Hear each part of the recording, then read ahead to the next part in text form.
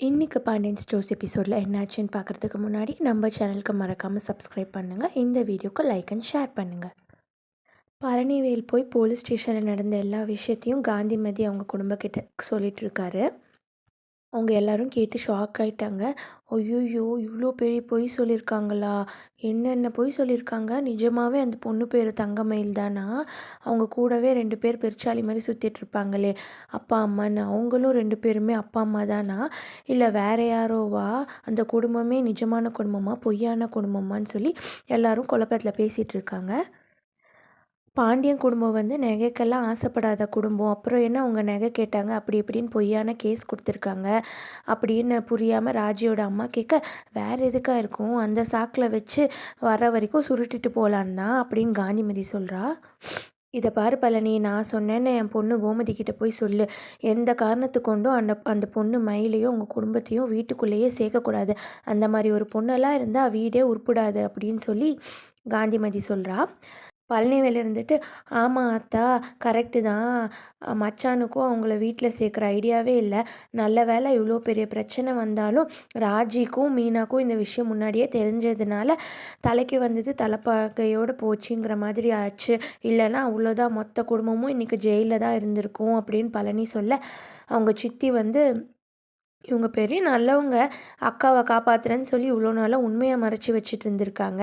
அப்போவே சொல்லியிருந்தா இந்த அளவுக்கு வந்திருக்காதுல்ல அப்படின்னு அவங்க சித்திகாரி பிடிச்சி திட்டுறா. அப்புறம் காந்திமதி இருந்துட்டு, சரவணனை பார்த்துக்கோப்பா, அப்பப்போ போய் நீ அவனை தேத்தி விடு. நல்லவங்களுக்கெல்லாம் இந்த உலகத்தில் காலமே இல்லை.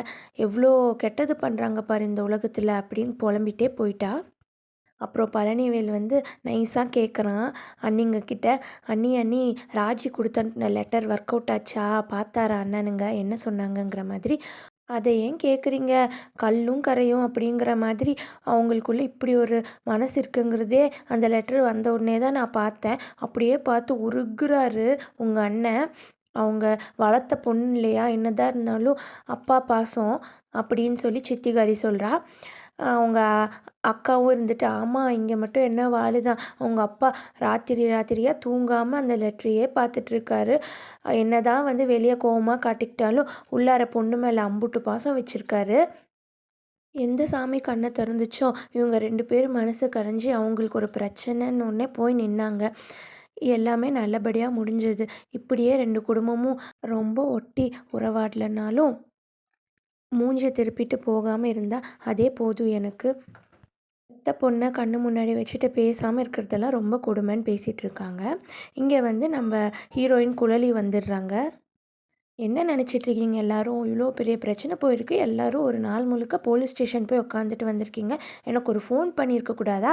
எவ்வளோ தைரியம் இருந்தால் அவங்க அம்மாக்காரி என் பேரையும் சேர்த்து கொடுத்துருக்கா. நான் மட்டும் இருந்திருந்தா அவளை வெட்டு ஒன்று துண்டு 2 ஆக்கியிருப்பேன். என்ன வாய் பேசுது அந்த பொம்பளை? இதில் நகை வேறு பொய்யாமே.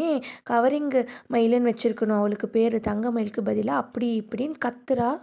சரி சரி, முதல்ல செந்தில் நீ போய் சாப்பாடு வாங்கிட்டு வா எல்லாருக்கும். எல்லோரும் நீங்கள் சாப்பிட்ருக்க மாட்டீங்க, எல்லோரும் போய் சாப்பிடுங்க. அப்பா, எல்லோரும் சாப்பிட்ணும்ப்பா. அம்மாவும் ஒன்றும் சமைக்க மாட்டேங்கிறாங்க. அப்புறம் வெளியவும் வாங்காமல் இருந்தால் எல்லோரும் பட்னியாகவே கிடப்பாங்களா? நீங்கள் சாப்பிட்டா தான் எல்லோரும் சாப்பிடுவாங்க. செந்தில், கதிர், நீங்கள் பேசாமல் போய் சாப்பாடு வாங்கிட்டு வாங்க அப்படின்னு சொல்லி அனுப்பி விட்டுடுறா செந்திலையும் கதிரையும். ஏன்பா இவ்வளோ நடந்திருக்குப்பா, நீங்கள் எதுக்குப்பா சும்மா விட்டீங்க? அவங்க பக்கத்தில் எந்த நியாயமும் இல்லை, அதுக்கே அவங்க கம்ப்ளைண்ட் கொடுத்து நம்மளை போலீஸ் ஸ்டேஷன் வரைக்கும் இழுத்துட்டாங்க. நாம் எப்படிப்பா சும்மா விடணும்? நாங்கள் ஒரு கம்ப்ளைண்ட் கொடுக்கலாம்ப்பா, அப்போ தான்ப்பா அவங்க பண்ண தப்புக்கெல்லாம் தண்டனை கிடைக்கும். அவங்கள ஒரு நாளாச்சும் போலீஸ் ஸ்டேஷனில் வைக்காமல் விடக்கூடாதுப்பா. நம்ம பக்கம் இவ்வளோ நியாயத்தை வச்சுட்டு நாம் எதுக்குப்பா பேசாமல் இருக்கணும் அப்படின்னு குழலி குதிச்சிட்ருக்கா. பாண்டியன் இருந்துட்டு, இதை பாரு குழலி, இது வந்து வாழ்க்கை, இங்கே ஒன்றும் போட்டி நடக்கல. யார் ஜெயிப்பா யார் தோப்பான்னு பார்க்குறதுக்கு. துஷ்டனை கண்டா தூர விலகுன்னு பெரியவங்க சொல்லியிருக்காங்க. அது மாதிரி தான் இதுவும். அவங்களுக்கு நமக்கு சரி வரலையா, அவங்கள விட்டு நம்ம தூரம் விலகிடணும். அதை விட்டுட்டு அவங்களுக்கு போய் திரும்ப திரும்ப குடைச்சல் கொடுத்துட்டே இருந்தால் அவங்க சும்மா இருப்பாங்களா? திரும்ப திரும்ப நமக்கு மேலே தானே அவங்க வம்பிழுக்க பார்ப்பாங்க. தயவு செஞ்சு புரிஞ்சுக்கோ, இது ஒன்றும் சின்ன பிள்ளைத்தனமாக விளையாட்டு காரியம் இல்லை அப்படின்னு பாண்டியன் பேசிகிட்டு இருக்காரு. இல்லைப்பா, எனக்கு மனசே ஆற மாட்டேங்குதுப்பா. எவ்வளோ விஷயம் பண்ணிவிட்டு நம்ம மேலே கம்ப்ளைண்ட் கொடுத்துருக்காங்க அந்த ஃப்ராடு குடும்பம். அவங்கள எப்படிப்பா சும்மா விடுறது அப்படின்னு சொல்லிட்டு புலம்பி தீர்க்குறா குழலி. நான் என்னத்த சொல்கிறது, அதான் நீங்கள் முன்னாடியே முடிவு பண்ணிட்டீங்கல்ல, அமைதியாக போகலான்னு, உங்கள் இஷ்டத்துக்கு பண்ணுங்க அப்படின்னு விட்டுட்டா. அப்புறம் பாண்டியன் வந்து எல்லார்கிட்டயும் ஒரு முக்கியமான விஷயம் பேசணும். இதை பாரு கோமதி, உன்கிட்ட கேட்டுட்டு தான் நான் எல்லா முடிவும் எடுத்திருக்கேன். ஆனால் சரவண விஷயத்தில் இப்போ நான் எடுத்திருக்கிற முடிவு உன்கிட்ட கேட்காம நானே எடுத்துட்டேன். எந்த முடிவு எடுத்தாலும் எனக்கு சம்மந்தம் தான்ப்பா. மயில் கூட சேர்ந்து வாழு அப்படின்னு மட்டும் சொல்லாதீங்க. வேறு எந்த முடிவாக இருந்தாலும் எனக்கு சம்மந்தம் தான் சரவணன் சொல்கிறான். கோமதி இருந்துட்டு, அது எப்படிடா அவங்க அப்பா அப்படி சொல்லுவார், அவரே சொன்னாலும் நான் ஒத்துக்க மாட்டேன்டா அப்படிங்கிறா. இதை பார் சரவணா, இனிமே உனக்கும் தங்கமயிலுக்கும் எந்த ஒரு ஒட்டு உறவும் கிடையாது. அதே போல் நம்ம வீட்டுக்கும் அந்த குடும்பத்துக்கும் எந்த ஒரு சம்மந்தமும் இனிமே இல்லை. இதோட எல்லாமே முடிஞ்சது. அவ்வளோதான். யாரும் இனிமே அவங்க கூட தொடர்பு வச்சுக்க கூடாது அப்படின்னு பாண்டியன் ஸ்ட்ரிக்டாக சொல்லிடுறாரு. இதை கேட்டு தான் குழலி பெருமூச்சு விடுறா. அந்த பொண்ணை இங்கேருந்து அனுப்புனப்போ கூட இவ்வளோ பொய் சொல்லியிருக்காங்களே அப்படின்னு ஒரு குழப்பத்தில் தான் நான் அனுப்புனேன். மற்றபடி வேறு எந்த ஒரு தீர்க்கமான முடிவும் நான் எடுக்கலை அந்த பொண்ணு விஷயத்தில். ஆனால் அவன் டிவோர்ஸ் நோட்டீஸ் கொடுத்துருக்கேன் அப்படின்னு சொன்னப்போ கூட நான் உங்ககிட்ட துணையாக இருப்பேன் சரவணா, நீ என்ன பண்ணாலும் அப்படின்னு தான் நான் சொன்னேன். ஆனால் மனசு ஓரத்தில் நம்ம பையன் வாழ்க்கையை அப்படியே முடிச்சு விடக்கூடாது அப்படிங்கிற ஒரு சிந்தனை இருந்துச்சு. ஆனால் எப்போ அவங்க வந்து மேலே மேலே நமக்கு போலீஸ் கேஸு, கோர்ட்டு அப்படின்னு அலைய வச்சாங்களோ, நேற்று கூட நகை விஷயத்தில் அவ்வளோ பொய் சொன்னாங்களோ, அப்போவே நான் முடிவு பண்ணிட்டேன் இது சரி வராதுன்னு சொல்லிட்டு. என்னை மன்னிச்சிடு சரவணா. நான் தான் வந்து உனக்கு பார்த்து பார்த்து இந்த கல்யாணத்தை பண்ணி வச்சேன். எல்லாரும் வியக்கிற விதமா. ஆனால் நானே இன்னைக்கு வந்து இதை முடிச்சு வைக்கிறேன். எனக்கு வேறு வழி தெரியல சரவணா. அப்பாவை மன்னிச்சிடு. இது நமக்கும் நல்லதில்லை, நம்ம குடும்பத்துக்கும் நல்லதில்லை சரவணா. புரிஞ்சுப்பேன்னு நினைக்கிறேன். ஏன்ப்பா அப்படிலாம் சொல்கிறீங்க? நீங்கள் எது செஞ்சாலும் எனக்கு நல்லதுக்கு தான்ப்பா செய்வீங்க. எனக்கு அந்த நம்பிக்கை இருக்குப்பா. நீங்கள் என்ன சொல்கிறீங்களோ நான் அதை அப்படியே கேட்குறேன்ப்பா அப்படின்னு சரவணன் சொல்கிறான். குழலி அப்பாடா! இப்போ தான் நிம்மதியாக இருக்குன்னு சொல்லி நிம்மதி பெருமூச்சு விடுறா. நீ கவலைப்படாதடா தம்பி. உனக்கு ஒரு நல்ல பொண்ணா பார்த்து அக்கா நானே கல்யாணம் பண்ணி வைக்கிறேன் அப்படின்னு சொல்லி சமாதானப்படுத்துகிறா. கோமதிக்கு மனசே தாங்கலை. ஐயோ! என் பையன் எவ்வளோ சந்தோஷமாக இருப்பான். அவன் வாழ்க்கை இப்படி ஆயிடுச்சே அப்படின்னு சொல்லி ரொம்ப வருத்தப்பட்டுட்ருக்கா. இங்கே மீனாவும் ராஜுவும் சமையல் கட்டில் இருக்காங்க. நிறையா நாளாக இவங்கள நாங்கள் சமையல் கட்டுக்குள்ளேயே பார்த்ததில்லைங்க. ஏன்னா தங்கமயில் வந்து எல்லா வேலையும் இழுத்து போட்டு செய்வாளா, இப்போ வந்து அவங்க வந்து அந்த இடத்த நிரப்புறாங்க. ஏன்னா அத்தைக்கு நிறையா வேலை கொடுக்கக்கூடாதுல்ல, அதனால இவ்வளோ நல்ல மருமகங்க பாருங்கள். அவள் வந்து கேட்டுட்ருக்கா ராஜி, அக்கா நீங்கள் போகிறீங்களா இன்றைக்கி, இங்கேயே இருங்கக்கா அப்படின்னு சொல்லிட்டு இருக்கா. பேசிகிட்டு இருக்கிறப்போ கரெக்டாக வந்து கோமதி வந்துடுறா. எனக்கு கொஞ்சம் சுட தண்ணி வேணும் அப்படின்னு சொல்லி, இருங்க அத்தை நானே போட்டு தரேன், நீங்கள் கஷ்டப்படாதீங்க அப்படின்னு சொல்லி ராஜி வாங்கிக்கிறா. என்ன மீனா, சொல்லிட்டியா உன்னோட பெஸ்ட் ஃப்ரெண்டு கிட்ட இங்கே நடந்த விஷயம்? அவள் பெட்டி படிக்கையெல்லாம் கொடுத்து அனுப்புறோன்னு எல்லாம் சொல்லியிருப்பியே இந்நேரத்துக்கு அப்படின்னு சொல்லி கிண்டல் பண்ணுறா. மீனாக்கு ஒரு மாதிரி ஆயிடுச்சு. இல்லத்த, நான்லாம் எதுவும் சொல்லலை, யார்கிட்ட சொல்கிறீங்க, எனக்கு ஒன்றும் புரியலைங்கிறா. அப்படியே நடிக்காதடி, நீ தான் என்ன நடந்தாலும் அப்படி அப்படியே நிமிஷத்துக்கு நிமிஷம் ஃபோன் பண்ணி சொல்லிடுவியே உங்கள் அக்கா தங்க மயில்கிட்ட, அவகிட்ட சொல்லியிருப்பல இந்நேரத்துக்குங்கிறா. நான்லாம் யார்கிட்டேயும் ஃபோன் பண்ணலத்த, எதுவும் சொல்லலை, யார்கிட்டேயும் சொல்லவும் மாட்டேன் அப்படிங்கிறா மீனா. சொல்லாமல் இருந்தால் நல்லது, தெரிஞ்சிக்கோ. மாமா சொன்னதெல்லாம் கேட்டல, நம்ம குடும்பத்துக்கும் அவங்க குடும்பத்துக்கும் இனிமேல் எந்த ஒரு ஒட்டு உறவு இல்லைன்னு சொல்லிட்டாரு. நீயும் அதுபடி நடந்துப்பேன்னு நான் நம்புகிறேன். இதை பாரும்மா, நம்மக்கிட்ட நல்லா நடந்துக்கிறவங்க கிட்ட நம்ம நல்லா நடந்துக்கிட்டா போதும்.